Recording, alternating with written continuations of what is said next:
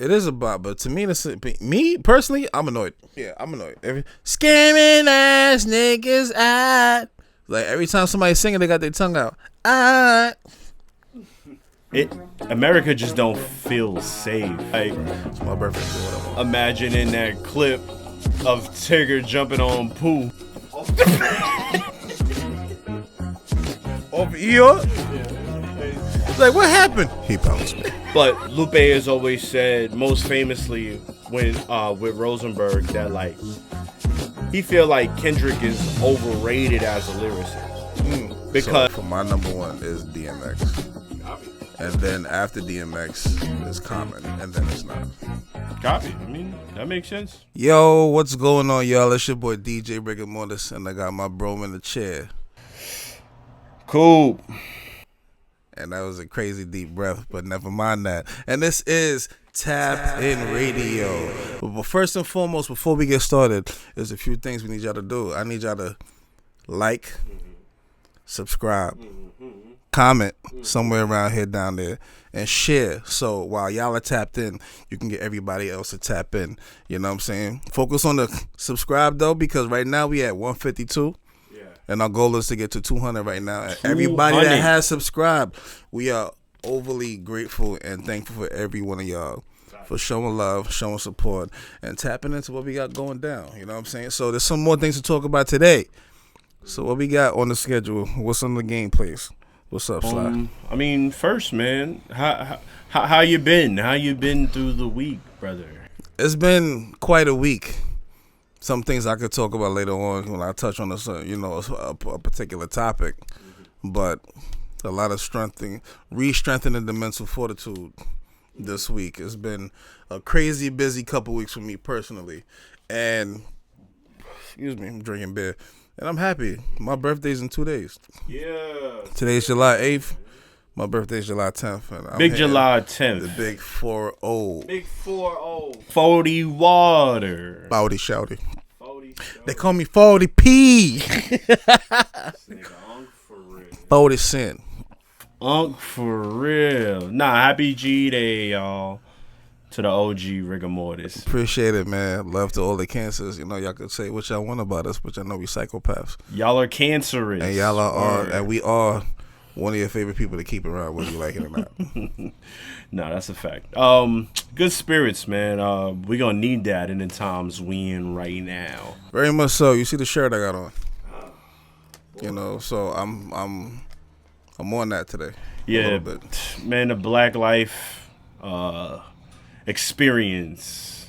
It's kind of crazy. I wanted to touch on first, the Nolan Xavier Wells incident. I want to give one condolences to the young brother. Many sympathies. Because it's crazy. It's like it don't stop. It don't stop. In these spaces that we partake in, America just don't feel safe, bro.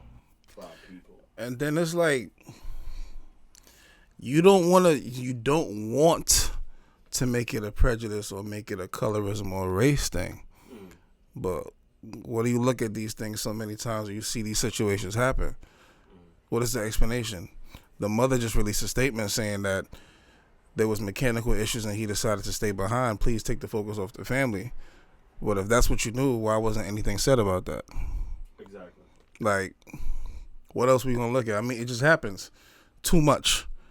It happens too often. And people are fed up of all colors. The ones that are down, the ones that are actually woke, which you're going to use the term properly, woke, meaning aware, meaning knowledgeable, meaning acknowledging, and your eyes are open, you are awake to the bullshit. All right? Not what you want to call a movie woke or you want to call a movement woke. That's not what it stands for. So people are now waking up because we have been woke for a minute. And, they try to turn whatever terms into like woke means this, that, and like regardless, it's like the reason why you have to stay awake to like the treatment, the injustices and stuff is like with this case, officials right now, like there's nothing concrete. Obviously, it's just we in the time of talking to like, why did this happen? How did this happen? But right now, they're saying they suspected drowning of the kid when he went on a boat with his friends and they went somewhere. But like, he didn't come back. And the friends in the account, they were saying like, oh, we were just surprised he didn't come back, or they was wondering why. But it's like, if y'all are alleging that it was a drowning, but the friends came back without him. Like, if you were scared that some shit happened, just speak on it, man. Like, don't. Like, there's so much shit that we see in TV shows and in fucking, Netflix series and stuff. Well, I don't know how to explain. Explain, man. What happened? Because now you look like you covering up something that's going to turn into a murder. If you really didn't mean to do whatever, or if it really could have been a freak fucking accident. But do we know? Because the shit came out sketchy, and now we don't know any other way to look at it. So it's almost like guilty until proven innocent. Nah, I can't even. I wish because you don't separate from the group, and then your friends just dip and be like, well, I don't know. For like, there was mechanical issues, so he chose to stay behind. I don't understand what that means. No. You bring him back, especially the group of y'all and all of that. No, the boat's fucked up, bro. Get off the damn boat. Let's go. So, sickness. Yeah, I mean, I think there needs to be so many like eyes and pursuing more accounts of like what's going on. There needs to be a press and a pressure on this situation because it's sad, man. It's sad. Personally, I'm tired of going online and seeing like. Oh, let me look this up real quick. Go ahead. I'm seeing seeing black parents lose their children, bro. Like, sadly, it ain't nothing new, but it's just the rate, bro. It's hard. It's hard to watch. Sucks to always think about, but prayers up for the family, and hey, we need full court pressure on this case and what's going on. For people to get an understanding of how certain people feel in this world, especially that look like us, I watched a movie the other day with Wifey. It was a while ago, but with Nate Parker, called American Skin. It's on Tubi. I think everybody needs to watch that because some of you will see your own biases. Some of you will acknowledge your own prejudice, and it will make you very uncomfortable. Why? Because that means there's truth to this film. So I think that's a film that everybody should watch because that's how a lot of us are feeling. For real. It's almost like John Q where he like something happens with his son, I believe it, and he sticks up the police station. He holds all the people. He owes all the police hostage, and then he has a retrial there for the killing of his son, where he was when they were conducting a traffic stop. So what happens in that movie and the discussions in there? The acting in there is phenomenal, and that right there brings up to light a lot of things that we are feeling. I mean, I feel like love is trying to prevail. It's trying to prevail. Love is trying to be shown. There's a little more love being shown more, not just because the Knicks won, but just because it's like it's something that's needed, man. It's really just needed. But the more that shit like this happens, the more that we need to wake up and stay woke. I mean, love just need to be different too. Like, love can be chaotic. We need to love each other enough to fight, like, to really get mean on these situations. Because sitting back and hoping, I don't feel along with it like that much anymore. Like, there needs to be a shift. But all in all, just to say, like, yeah, we very angry about this situation. And we need something to happen. So everybody just keep your eyes open, keep your ears open, and we'll see how this goes. Condolences to the family once again. And we hope justice will be served. Rest in peace, Nolan. Rest in peace. Hip-hop news. What's going on with Big Tigger, bro? Hip-hop news. What's going on with Big Tigger and his lady, man? Yo, I don't know. What was that about? I mean, like, I've seen some info about it, but like before I could even attack it like critically, I'm sorry, man. The end of that video has been having me dying. It's the you know what got me into it was the remix of the video. The song remix? No, there's a remake of the video that I saw the remake. when he was trying to get his phone of dude trying to get his phone from his lady, and then he playing hopscotch over her, trying not to step over her. He just standing over. He's like, I'm not touching nobody. And then he's trying to get the phone. She holding him by his head and got the phone over here. They just like this. I'm like, what the fuck is going on? What is this about? And I saw Big Tigger and I looked at it. I'm like, what is happening right now? And then she gets arrested for kidnapping. Hold on. There's a lot going on today, man. It's a lot. But you thought the heat wave was still going on in New York City. Mercury's in Gatorade, retrograde. Yeah, something like that. You know what I mean? But, the orange one. Man, at the end of that video, when the kid is yelling and he's like breaking his voice, Mr. Tigger! It's not funny. Get off her now! I'm sorry. No, that's funny. The situation is not funny. What was funny to me was his face, like, Mr. Tigger! No. It's like, I'm just trying to get my phone. She gave me my phone and I leave. And she was rolling on the floor. I'm like, yo. Oh, man, no.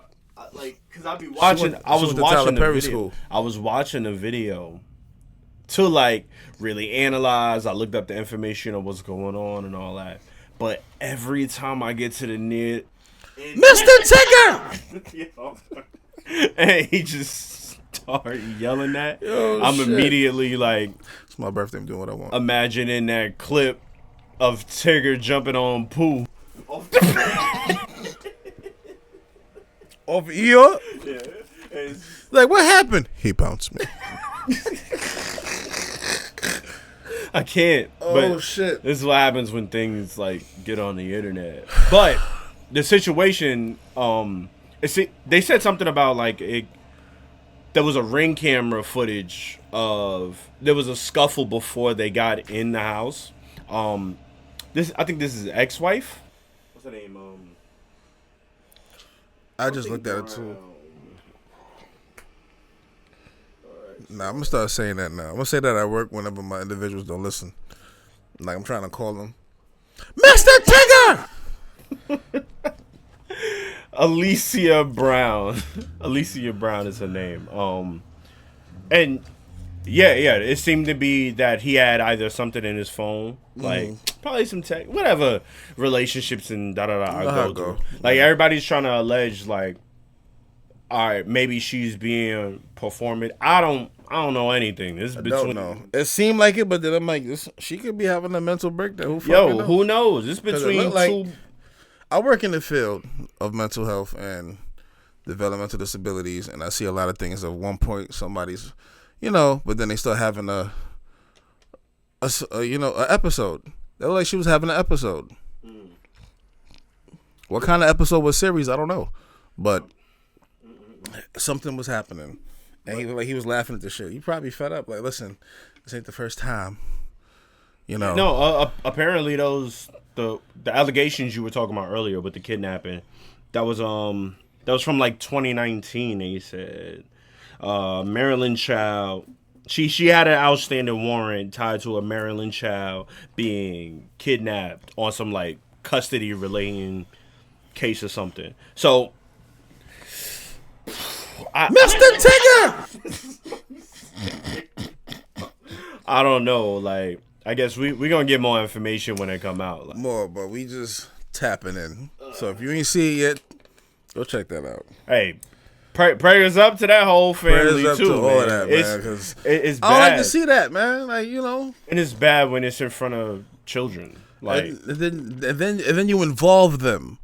When you involve them and you got them taking part and taking sides and picking and choosing and stuff, it gets hurtful, and then it also gets confusing to them. And sometimes the children go at war because one sided with daddy, one sided with mommy, and one's in between. Listen, I see the truth, but I don't fuck with none of this shit. And then it gets nasty. it gets really nasty for them as well. Then they gonna have to go through therapy and they gonna have to go through their own healing. Like seeing all of that shit, it's fucked up, man. Man, why they? Kidding. Anyway, I want you to start this one though, because this your man. What are we talking about? This your man right here. Senpai. Lupe. Oh. Lupe turned samurai, started coming for everybody head with a sword, man. Like Shogun. Kinda. What's going on? I mean, honestly, I don't feel like he needs to establish his greatness as like, excuse me, I'm burping like crazy. The beer is crazy. Listen, this is my birthday drink, all right? Y'all leave me alone. But yeah, like like what's going on with Lupe, bro? Like why would he, know? Okay, so Lupe has been in the news, but Lupe has consistently been in the news about the same thing. So recently, it's 2 cases where he spoke about Nas. Mm-hmm. People got on him. I think he was on Culture United, right? And they were asking him about like lyricism because he recently had controversy about repeating controversy about him and Kendrick's kind of relationship. Yeah. Because for years, it's been like a on and off, classy, non-classy opinions that Lupe had about Kendrick. Because they kind of come from the same vein where, like, I would say they're the most mainstream conscious rappers that are skillfully amazing. But Lupe has always said, most famously when with Rosenberg, that like he feel like Kendrick is overrated as a lyricist because like Lupe is more connected to take away the flair, take away the thing that makes a whole record a record, and just leave it to straight bars and words. Yeah, he feels there's millions of rappers that are just better than Kendrick, better than most of the people at the top, right. Better than the Drakes, and he could partially like be right. Yeah, I don't think he's wrong for that statement. And you know what else it is too? When I hear it and when I think about it, I feel like Lupe has the right to say what he says because of who he is as well too. For sure.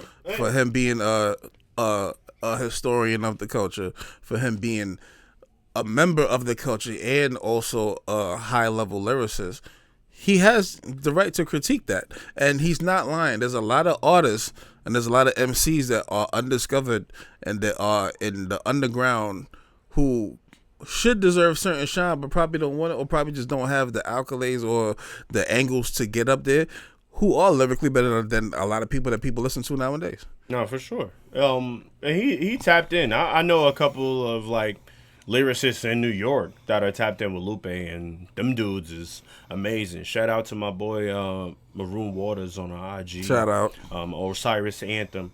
He's one of them that's super dope. Like Lupe is a big supporter of EO Dub. It's like a freestyling battle competition.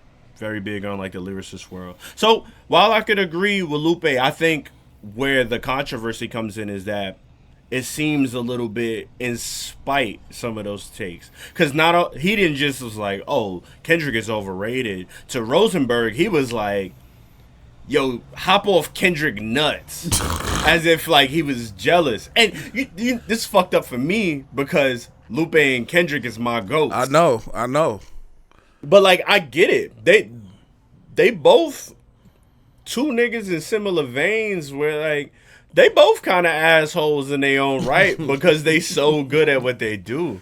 Like, I was telling somebody I'm gonna post it, but like I got on that podcast that Lupe and Royce had. I remember when you did. You told me about that shit. That was a highlight for you. Yeah. And when you talk to Lupe, yeah, he's that. Like he's an asshole. He's him 100% all around. That's who he is. But that's fine. Like, you got the right to be whatever you want to be, and you did the work. Nobody can ever take no work away from Lupe. It's just, I think the connotation of how these things have been said is like where that comes in. But to speak on the Kendrick thing specifically, Lupe cleaned it up, and he said he talked to Top. He talked to Punch. He's really cool with Ab Soul. Like, he was like, me and TDE are good. Like, I called who I needed to call. We talked. Everything is good. So I'm hoping to just leave it there. But I get it. Opinions could they could definitely be blown out of proportion. But what was the other opinion he had though about my favorite? Nasir Jones. Yes. Yeah. So I didn't hear what he said about Nas. I heard about Kendrick, but I didn't hear what he said about Nas. So on Culture United, it was basically what I just said. He was like, take away the beat, the cadence, and just leave it to the text that Nas says. He feels like Nas isn't that high on the list of greatest lyricists of all time. And obviously, the internet is going to run with headlines that's just like, Lupe says Nas isn't lyrical. That's what they got to do as far as media and shit goes and people blowing shit out of proportion. Honestly, everybody is entitled to their own opinion. But for me as a poet and as a writer myself, when I was coming to self of a writer and I was revisiting a lot of things, it was that one song that just did it for me, that just opened my mind, and I haven't heard anything like it since. Where he literally told the story from the end to the beginning, rewind. That was like the illest shit to me. Like, yo, damn, I would have never fucking thought about this shit. Like, I would never thought of this shit. You know what I'm saying? So then he does have things where, all right, this could be typical. Yes, the storytelling is great. All right, yeah, you done this shit before, whatever. And then he has things where he could just pierce the soul. You know what I'm saying? But I wouldn't say he don't belong up there. But that's my opinion. No, I was gonna say, but what is it like? Like, do you? Well, I guess you don't agree with Lupe, and neither do I. Not 100%. I don't. Yeah, I don't agree with Lupe either. But you know what's funny though? Nas is my my favorite, but he's not my number one. Some lyricist shit. He's not my number one when it comes to like lyricists and poets and storytellers. So for my number one is DMX.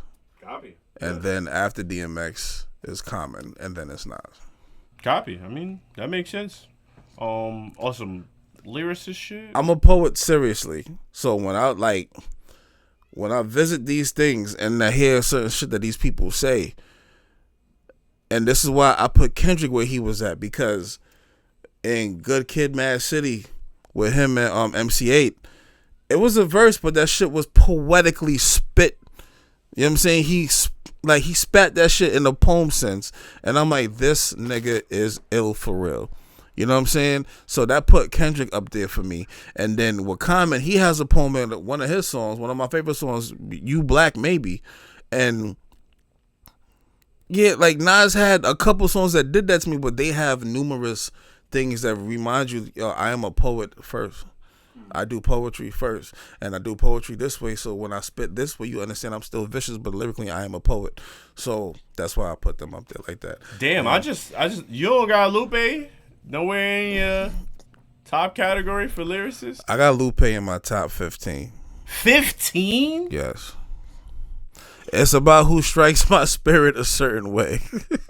It sounds like and I had to listen. Who you listen to. And I had to listen to Lupe more because when we were dancing back in the day, Slyy put me on to Lupe Fiasco, and you constantly spoke about Lupe Fiasco. 15? Yes. And then well, you know what? If I go lyrically, I would have to revisit that. If I talk about just rappers, then he's in my 15.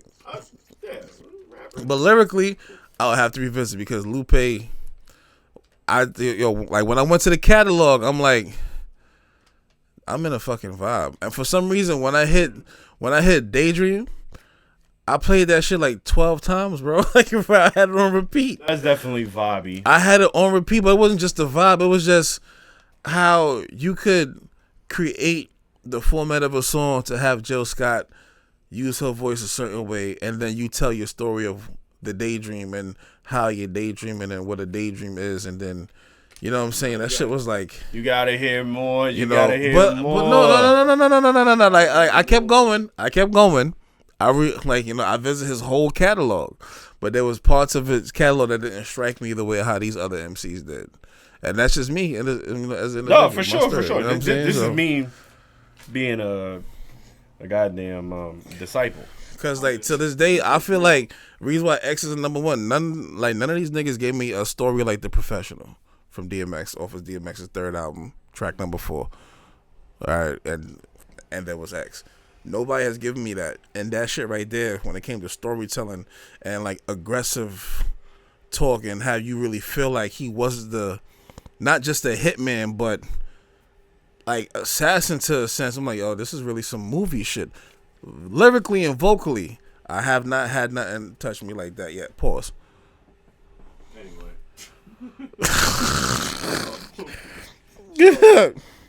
With Nas though.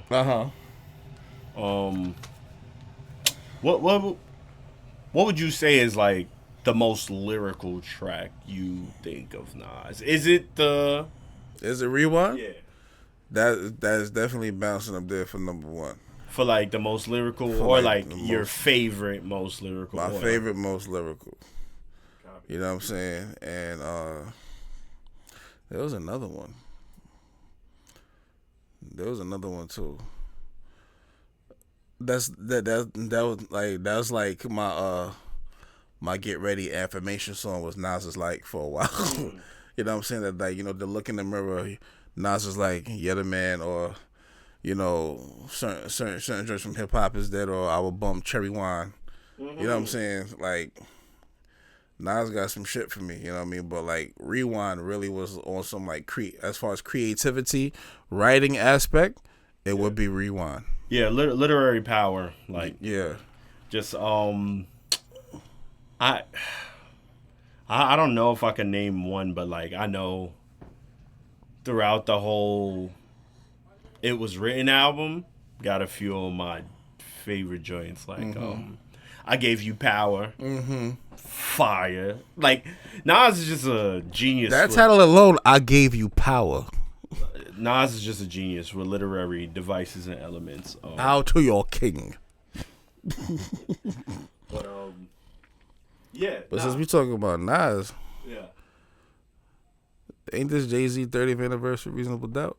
30th, yeah, Reasonable Doubt. 25th for the Blueprint. Man. Word.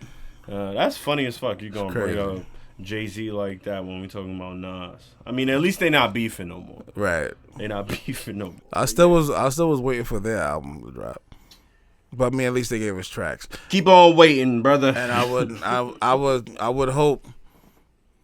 I mean, shit. The most we got from Kendrick and Cole was them trading each other's tracks, but whatever. Hey, again, keep on waiting, brother. Keep on pushing. Keep on waiting. But yes, Reasonable Doubt is 30th anniversary. That shit got a lot of songs on it, man. That like, you know, started a lot of movements, like with Brooklyn's Finest being on that shit, Coming of Age being on that shit, Can't Knock the Hustle being on that shit. You know what I'm saying? Like that was, it was monumental, but it's honestly not my favorite Jay-Z album. So, it's not my favorite Jay-Z album. I kind of feel it's monumental, but it's not my favorite Jay-Z album. Like Can I Live is one of my favorite Jay-Z tracks. Can I Live is amazing, but that's not one of my favorite Jay-Z albums. I mean, so before we talk about those, then what do you think is the best Jay-Z album? The best? Best or your favorite?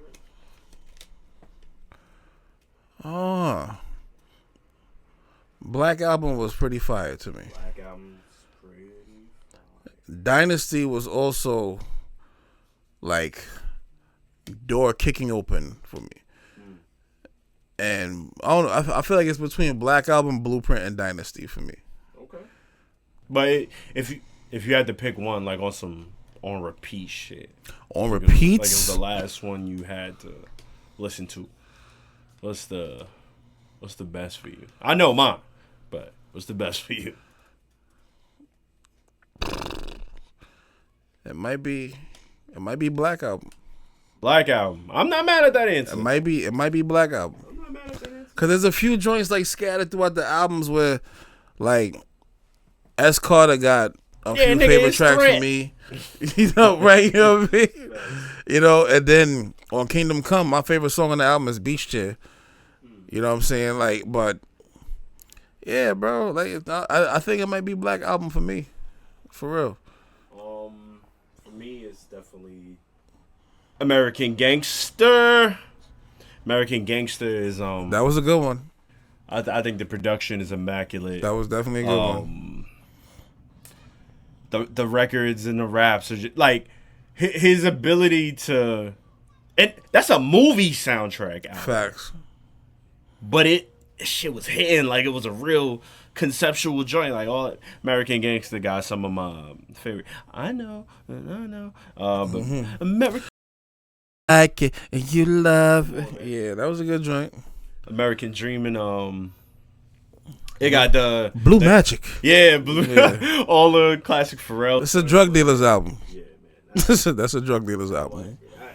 I ain't saying no things about him saying that, but yeah, American Gangster I think is one of the best, or maybe what I think is the best Jay-Z album.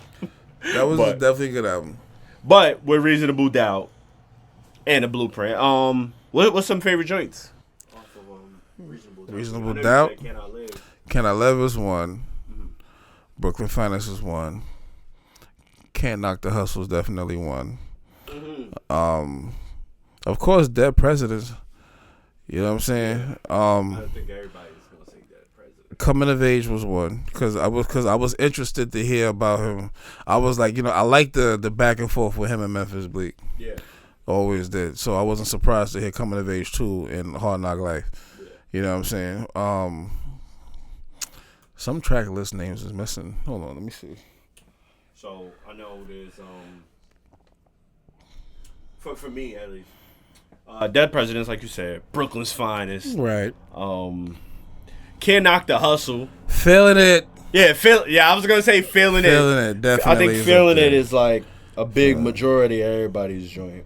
22 Tools, nigga. Mm-hmm. 22 Tools. Ain't No Nigga is a good one too, bro. Yeah, shout outs to Foxy. I hope Foxy pop out at the show.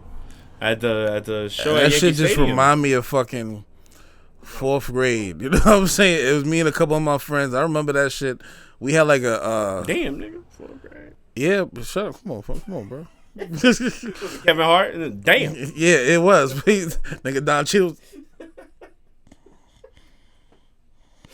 Bad man. I was just born. I was 1 year old. So in 4th grade, it was a Black History feast. We were just singing "Ain't No Nigga." What? Eating fried chicken. Like chicken was like what? We was like, "Ain't no chicken like the one I got." Oh my god. Yo, it was me, my son Rondell. Shout out General Deezy. Rondell? My boy. Oh shit, nah. Shout out General Deezy. General Deezy, one of the illest niggas in Southside to hit the mic. Who else? A few other friends. We were just out there like, ain't no chicken like the one I got. My teacher was pissed off. Look, parents is there and shit. The parents was rocking with us. We was singing and shit too. No way, man. That's dope. But hey, man, all of this goes to show like the legend that Jay-Z is, and he been having mad controversy from the Roots Picnic joint. Like, yeah, niggas hating on his hair, bro.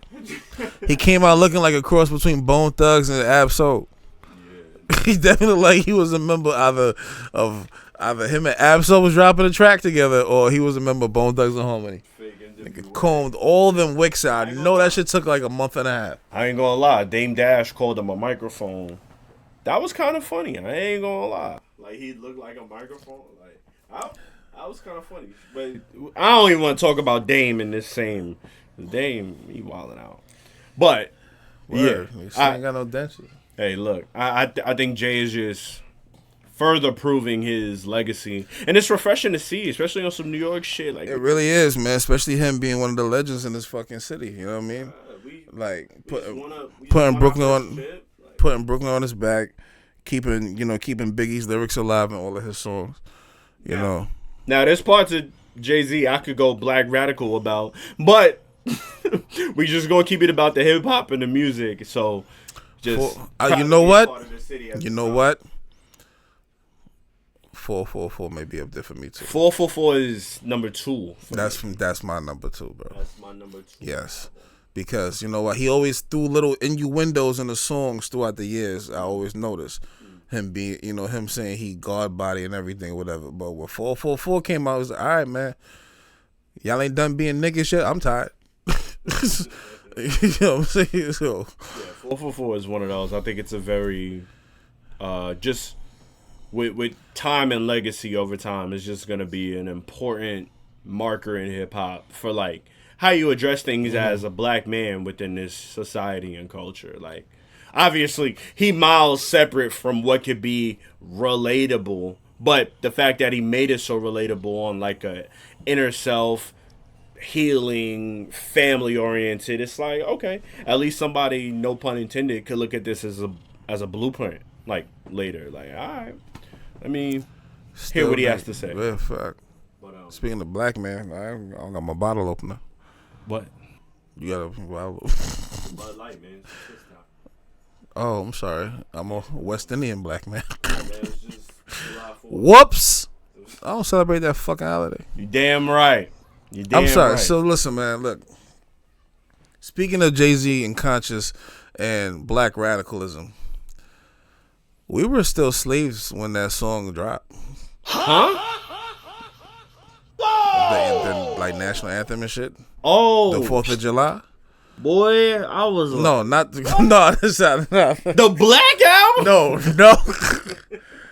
I was getting there. Yeah. You know what I'm saying? Like, yeah, doing a lot of research on my own, and I was creating. I told you about the book I was writing. A Tale of the Tides. People of slave ancestry. Bass Reeves was the first black U.S. Marshal in 1865. And that was the same year we found out about Juneteenth. Yeah. But 1965 was the Civil Rights Movement. That's 100 years later. Yeah, very, very short. It's 100 years later. He was a runaway slave 100 years before. Yeah. It ain't even 2065 yet. Yeah. And we still going through bullshit. So all of the get over it, so you can't let this go. No, bro, it's still fresh. Yeah. And we still suffering through shit like what we first were talking about when we started the pod. Facts. I mean, I have a lot I can go into right now. I can get my real dope rebel shit on right now. But I'm not going to. But let's understand why I would celebrate Juneteenth more than I would celebrate the 4th of July. I never really cared for the fucking holiday. Since I was young, my father taught me, and he schooled me. And is it garbage day? That truck wilding. My fault, y'all. I don't have my regular microphone, so my audio is gonna be picking up shit. You know what I'm saying? So people used to look at me weird. Well, I didn't salute during the anthem like that. Like, I can show respect to soldiers and all that all day.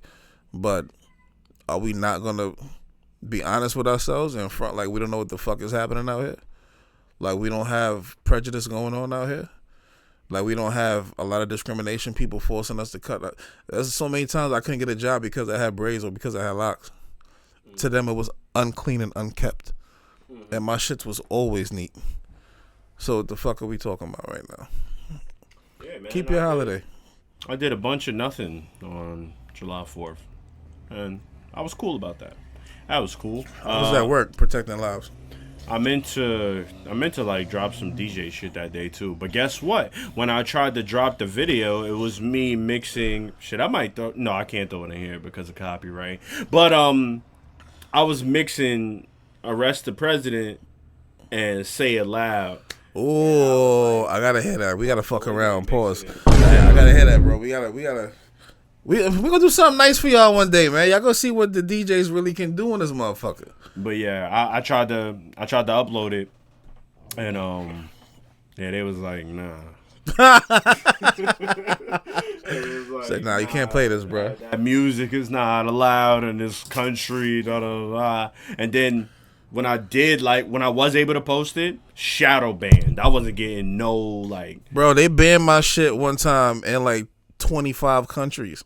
Be like that, like music. And then I had like when I did the live mixes, the shit was banned in 100 countries. Like fuck.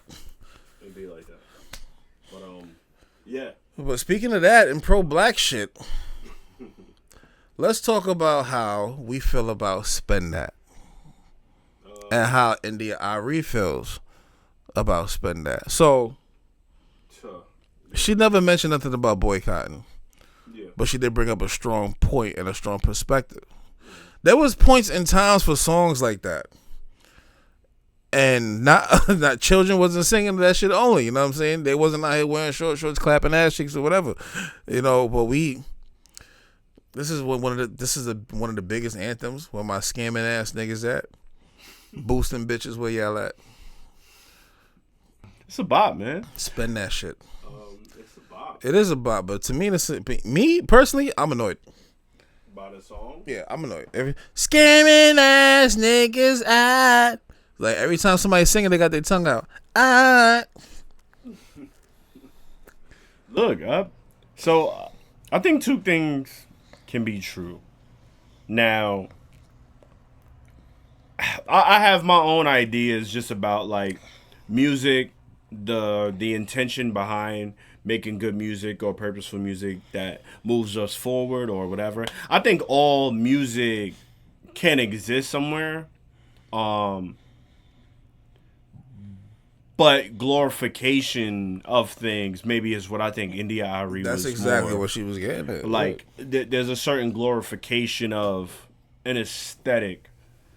Which, like, I do understand because you don't want youth to get something for the wrong reasons. Mm-hmm. Me, I keep it a buck. We was just talking about July 4th and the injustices against us and all that. I'm not against boosting or scamming at all. I think that's something culturally that is a causality. Like, we only boosting and scamming because what y'all did to us. And we can't afford to move in society regular. Mm-hmm. So boosting and scamming is one way to be like, all right, anti-capitalist. So I'm not mad at that. Now, the people that like glorify it in the sense of like, oh, this is the ghetto, da da da da. It's like, all right, you don't want to teach that inherently to your children on the basis of just like, I steal what you da da da. Because you gotta, this is gonna sound crazy. You gotta know who you stealing from, like properly. Like steal from the rich. I don't give a fuck. Y'all could condemn me all that. Steal from the rich. I'm a rebel, nigga. Steal from the rich. Rob the rich and feed the poor. Like. So if we boosting and scamming, ladies and gentlemen, what Slyy Coop just said was gave you the nuances and gave you the difference between both in the same sense of cultural understanding and of also ignorance when it's unexpected. So there is a cultural standpoint to it and causality why we are where we are right now. Stop giving me the Cornell Westwood. Now, if I was to give you the Cornell, I would talk to you a certain way like Cornell would talk to you. All right, we're going to stand on the business this way. But that's real, though. Like, that is true. Like, when you put it that way, you're right. Yeah. Because we always had somebody off the truck. Yeah. You know, we always had somebody, you know what I'm saying? I mean, I got a few off the truck niggas. You know what I mean? I haven't seen on the streets for a minute. I need them fits, bro. Where y'all at? You know? And again, it's like, it's just... It's cause I gotta put emphasis on causality. It wouldn't happen if we had equity, like, cause you'll hear people say like, "Oh, hey, we should get this and we should," but it's like, if the system gave what we needed already, none of these things would come about. But what they do is cause it and then point at you and be like, improper. So let me ask about this, right? So like with our communities now and with the people who have, with areas where we do have control, we have power, we have support, with the banding together of that, we won't, like, you know, we won't be able to create that? I feel like we could have and we did at one point. Or do you think we'll get bombed again like Black Wall Street in today's age? There's nuances to that. We didn't just do that on our own, even back then. That wasn't just of our own volition. Like, that was government sanctioned. Hey, there's a boom in industrialism. So there's a boom in industrialism because of the world wars. because America was at war, and war makes money. So because of that boom, America was like, hey, shit, y'all over there in the Midwest and hey, cool, we gonna throw this. Y'all got the freedom to buy and purchase as you can afford. So black businesses were booming in that time because it was government sanctioned that here's a new booming industry and everybody could work at the factory, get good pay, bring it back. So the good pay that we was earning from the factories that the government sanctioned, we was bringing it back to our neighborhoods, building our own businesses off of that. Then white people was coming to me like, hey, this is pretty cool. All right, cool. We'll do business with y'all. So white people were living near black people, but black people were more congregating together because we could afford. So we was building our own things. Then war ended. After that, government said, all right, strip the New Deal, all that, stripped it away. So then after that, what happened? White flight. White people said, oh, all right, hey, we don't gotta work with you niggas no more. Ha! We going to the north. Took off. And they went to the north, left out, and that's how Detroit, Motown, and all, that's how all of that shit decreased. Because all the business that was booming to keep our joint going, sanctioned through our government, they put from under us. Then redlining, all of these things started to go after. So it's not that we just created and pulled money out our ass and then all we needed was us. It was like, no. U.S. land was given a certain time to be like, here's the resources you need to make money. Go ahead and make nuclear families like everybody. Here's your business. Start it up. And then they said, all right, we done with that after all the war and the money was over. So then we went back to before how it was before. Injustices and inequality. And now, for me at least, I think it's the same thing. The country will convince us, yo, you need to just get it yourself. You need to do it. What is the biggest, most corrupt, but back-funded, like, world nation outside of America? Or by America? Israel, bro. Mm-hmm. Israel's literally funded by America and a bunch of other things that it just sees. But it needs the funding.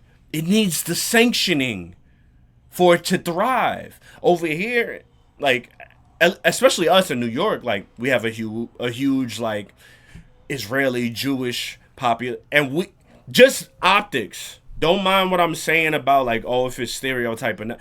Optics. They own their own communities. They always fully family oriented. They're the biggest receivers on the SNAP benefit end. You know what's funny about that now too? A lot of them at war with each other. Because people who are like the Judaism and the Hasidic Jews are saying Judaism is not Zionism. We do not agree with what's going on over there. Yeah. They're fighting each other right now too. But listen, I just want y'all to understand, in case y'all didn't think we are some knowledgeable brothers over here. For sure. We read, we understand. I mean, shit, y'all know who my father is. My father was half of Super Blue and Marshall Montano, and also Lawrence Fishburne in Boys in the Hood used to run with the Israelites and shit, and the guards and shit back in the day. So, but yeah. So speaking of ignorance. So anyway, so yeah, it's like you see all of that community and build that they have. Mm-hmm. It's like that's not just because like, oh, the men were working hard and and they get that's nations and other nations. Way back after World War II, many world nations was like, yo, man, the Holocaust was crazy. Here's $400 million from France. Here's $400 million from this. Here's $400 million. And that was given. And then America sanctioned a place, gave them their own thing. Here they thrived. But when we talk about slavery, they don't want to look themselves in the mirror. They like reparation. They don't want to look themselves in the mirror. Freedom not enough? Like, we reparate. How we gonna do that? We gonna pay y'all? What y'all gonna do with the money? But when it happened to the other people, it's world sympathy here. Same with like the Asian Americans in their encampment. Like all the things black people have done to like get these legislation passed and all of that, we just never ever received anything from it. But somehow we always come back to the conclusion of like, well, it's our fault, and if we all just collectivize. I could never say that it's our fault. I can't say it's our I'm not fault. saying It's not our fault. I'm not saying we shouldn't collectivize, but it's crazy that it's expected to make something like that when it has to be supported by the ones that govern you. It's like the government is supposed to be of the people, by the people, for the people. But whenever it comes to black people, it's like, why can't y'all just do it yourselves? It's like, yo, we fucking did that making this shit. We owe it at least something. So I feel what you're saying, and I do agree. If a bunch of our heroes, our symbols and all that, and if these people came together and actually did something that we could tangibly see, I feel like there is a power that we could create. But also, you know, they keep us separated from the other place where people look like us, so we don't build no economic power. Mm-hmm. We don't build no mental power. Right. We don't build no actualization, reflective power. We just stay as like, all right, well, we're this little group, and and to go back on the music aspect, it's like I have nothing wrong with what's being said. I don't have nothing wrong with Spend That. I don't have nothing wrong with artists like her. But the problem with me is that there was always variety of artistry. Mm-hmm. You would have artists that would talk about big booties and ass and titties and shit, and artists that would like just spit the streets and will also spit knowledge. You will have your 2 Live crew, but then you will also have your NWA, and then you will also have your Public Enemy. Like now, you ask, you know, any one of the little sisters out there, oh, they only know Lola Brooke for Don't Play With It. They only know Rhapsody because she was seen doing a tribute to Lauryn Hill. But other than that, the rest of her bars, they don't know much of it like that. Yeah, there's a lot of sisters out here that actually spit some shit, and then, you know, they take pride into their looks and everything as well too, because they are ladies first. But then all we know is Spend That. So then it's like, it's what's being pushed and promoted, and that's why it's making it annoying to me. You know what I'm saying? It's just an intention thing. I think India.Arie Point was just an intention thing. Like the main intention of like time and place of what's going on in America right now for our people is like, we shouldn't be focused or represented by like the negative connotation of like, hey, like, let's glorify the bits of this thing that she's pushing, but in the light of just like to do ratchet, distracting shit. Again, I think boosting and all. Shout out! I just saw I Love Boosters by Boots Riley in theaters recently, and he's going on that. But obviously, it's not in the same vein, right? But it is like culturally. But I think India.Arie is just like, hey, you know, politics. What do they call it? I forget. I think identity politics or like suitable politics. But They both have a reason, and I think we need to see in the middle. The Spin That's got to exist, because just like when the musicians of the eras in like the 70s and the 80s and stuff, like all the Isleys, they had their love songs, they had their protest song, and then you got Bowfly, and Bowfly is speaking straight nonsense, talking about then you got what's having the sex name? with a man and Millie Bobby Brown. Millie Bobby Brown. What's the sister's name? That was in Martin with Pastor P's. I fucked her whole name up. Yeah, I know you're talking about. I'll insert. She's like, guess I want that dick, grabbing nuts in the audience and shit. I be stroking like that's what I be doing. And then they had Between the Sheets. Millie Bobby Brown is fucking L from Stranger Things. Yes, that's what I'm like. I'm so sorry. Let me leave that. Let me leave the drink alone. Like, who are you talking? You know, yo, like 11 years ago, bro. Babe, this is way before you. 11 years ago. Whoa. I started talking to a girl that was boosting. So. Oh, okay. Son, That was the most surprising shit I ever seen in my life. I never seen that shit before, bro. And there was somebody she was with, and the nigga that she was with was like, "Yo, you knew they was doing this?" I'm like, I had no fucking clue. I thought he was coming to the mall to chill. Like, I mean, I had money to shop and shit. I ain't know, bro. They walked out of the fucking store with everything, even though they caught on and they was checking them. They walked out that bitch with everything.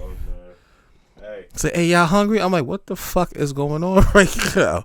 Boosting bitches where y'all at. Look, black people, man, black people. And then it was crazy because she was like, no, this is my main business. I'm like, we make something out of nothing, man, and that's not to judge you. I just wasn't with it.